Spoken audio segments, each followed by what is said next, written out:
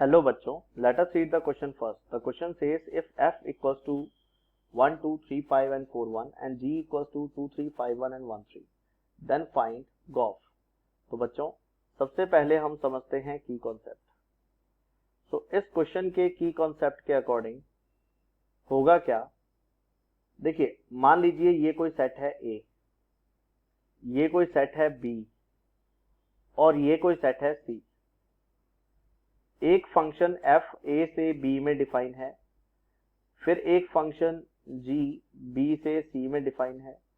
सो a से c में direct defined function जो होता है उसको गॉफ बोलते हैं.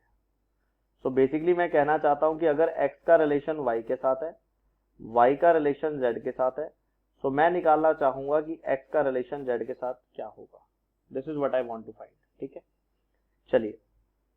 अब जैसे आपको गिवन है कि f की वैल्यू दे रखी है 1 2, फिर 3 5, फिर आपको दे रखा है 4 1, और इसी तरह से जो g की वैल्यू है वो दे रखी है 2 3,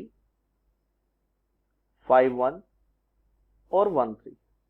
ठीक है, तो ये दे रखी है. तो आपको बोला गया है गॉफ क्या होगा. सो गॉफ में बड़ा सिंपल है काम. देखो, 1 का रिलेशन 2 के साथ है और 2 का 3 के साथ है, तो इनडायरेक्टली 1 का 3 के साथ हो गया अकॉर्डिंग टू अवर की कॉन्सेप्ट. फिर आ जाएगी 3 का 5 के साथ है और 5 का 1 के साथ है, तो इनडायरेक्टली 3 का किसके साथ हुआ, 1 के साथ. फिर आ जाइए अगले पर, 4 का 1 के साथ है और देख सकते हैं 1 का 3 के साथ है, सो इनडायरेक्टली 4 का किसके साथ हुआ, 3 के साथ. ठीक है, ये आपका गॉफ की वैल्यू है. तो अब आप कंपेयर कर सकते हैं. So correct option will be option B. Hope you understood it well. Best of luck.